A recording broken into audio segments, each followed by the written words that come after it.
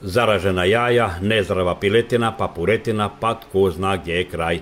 Da se nešto kuha u uvoznom loncu bilo je jasno kada je na police, u kako to europski zborimo shopping centre, stiglo vrlo jeftino meso. Pečeno pile za 20 kg piletine tek nešto više, iznutrice manje od 20 kuna. Neki sumnjaju da je riječ o kvalitetnoj hrani, većini s malim primanjima preostaje samo takvo, naravno da je zdravstveno ispravno meso. Domaću kokoš, pile ili jaje se po toj cijeni ne može kupiti. A gledajte, domaće jaje otprilike košta, svako je cijena 2 kune u odnosu na ovo, to isto je prirodno i uzgojeno i prirodnu hranu i domaću jedu i to. A jedna kokoš bi trebala svako, ako je sve zavisi zač bi čovjek, ako bi za hranu ili to, za otprilike 100 kun. Ako je riva čovjek prodat, ali kupa sa i 80, isto bi bilo, no. Jedno jaje domaće, realna njegova cijena bi mogla biti 2 kune. Kokoš bi mogla biti 100 kuna. Manje od tega teško jer treba dosta vremena da se zgoji i sve se hrani ekološki. Kokoš je rijetkost u našim dvorištima, vjerojatno je to dobro, no teško da se može napraviti dobra juha bez stare koke ili šugo bez domaćega pulaštra. Mogli bimo imati više kokoši, više peradi, sve to vuče jedno drugo, dosta su na njive zapuštene, treba hrane za te životinje obhrani, došli smo svi jako komodni, kokoše više ne šetaju slobodno jer svi imaju lipe okućnice i to bi poremetilo komoditet. Držat kokoše u zatvorenim i ograđenim opet nije to jer više nisu ekološki i zdrave kao ča su nekad bile. Znači samo prostrano i zeleno na ispaši i domaća hrana, onda moramo biti sigurni da imamo i kvalitetno meso i kvalitetno jaje. Vrijeme se je gambijalo, jedan put je bilo, doma su ljudi svakako ovega blaga imali. Sad više nisu ni sela kao ča su bila i u jednom ljudi ne sme više toliko držati, neke mu smeta, neki ima turiste, neki tako, evo, to otprilike je to. No, jedan put su ljudi bili doma po cijeli dan i su imali svi nešto doma, a danas tako neki ima, neki gambijalo se sve. Domaća hrvatska kokoš hrvatica zaštićena je pasmina. Imamo brojne križance, a nemamo ništa. Kokoš nije toliko zahtjevna. Ona je zahtjevna ako je u zaprten. A ako je ona na slobodi, ona nije toliko zahtjevna. A ako je ona u zaprten, onda je moraš dodavati razne vitamine i koncentrate i to.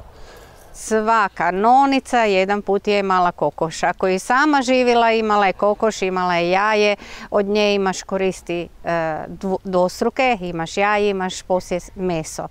Tako da neke velike hrane ona ne pojede u stvari koliko joj daš, ali ako ona slobodno ne ispaši, ona si vajk nešto najde.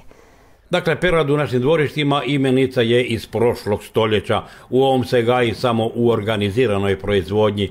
Nema se vremena, uvjeta, volje, a i nema neke zarade. Barem se tako čini.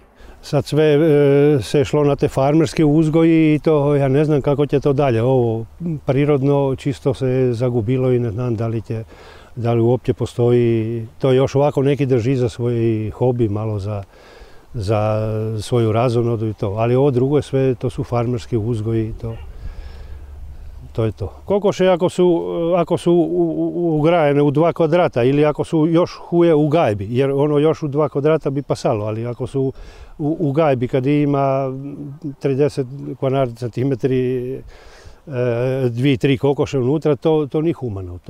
To nije, one su šćoce, one se... to nije, a ovo kad su kokoši vani, to je nešto sasvim drugo. Ja. Kokoši iz uzgoja, zbog razumijevanja ćemo kazati kupovnu kokoš, vrlo je lako prepoznati, no nije na odmet da o razlici pitamo uzgajivača. Ja, velika je razlika, to je velika razlika. To ako jedu koncentratne, njega se pozna na dugo, recimo, ako ti onaj pulaštača se speče njemu zajedno poznaš, ima blave kosti, to je mlitavo, to ni to, a kokoš ako je na otprten, ona se uzme ono čo njoj odgovara. Hoćeš malo trave, malo mravi, malo crvi, svega svakega malo. Jaja su isto puno kvalitetnija od ovih kokošića su nadoprten za razliku od onih ča su zaprte. Drugčije su hranjene i to je otprilike to. Agroturistički objekti mjesta su gdje se nude domaći fuži, njoki, ravioli, naravno s domaćom kokošom, dok ima kokica. Da nema kokica, bilo bi veliki problem, jer ti domaću kokoš nemaš di kupit, a mi kokicu iz trgovine si ne moramo dozvoliti da je prezentiramo na svojem tanjuru. Znači mora biti kokica koju smo mi uzgojili, u kojoj smo sigurni, u zdravstvenu ispravnost njenu i da znamo ono čo je jela, da smo sigurni dalje ponuditi, jer mi odgovaramo za ono čo nudimo. Nemojte nam zamjeriti što smo više od 5 minuta kazivali, pokazivali i dokazivali kako je domaće bolje od onog iz uzgoja. Naime, još od početka ovog stoljeća nas uvjeravaju kako su jaja i meso koka iz kaveza kvalitetnije od domaćih koji su na slobodnoj ispaši. Tako i s drugim životinjama, ali i svim poljoprivrednim proizvodima. Čini se kako je ipak ovo stoljeće povratak prirodi onakvoj kakva je.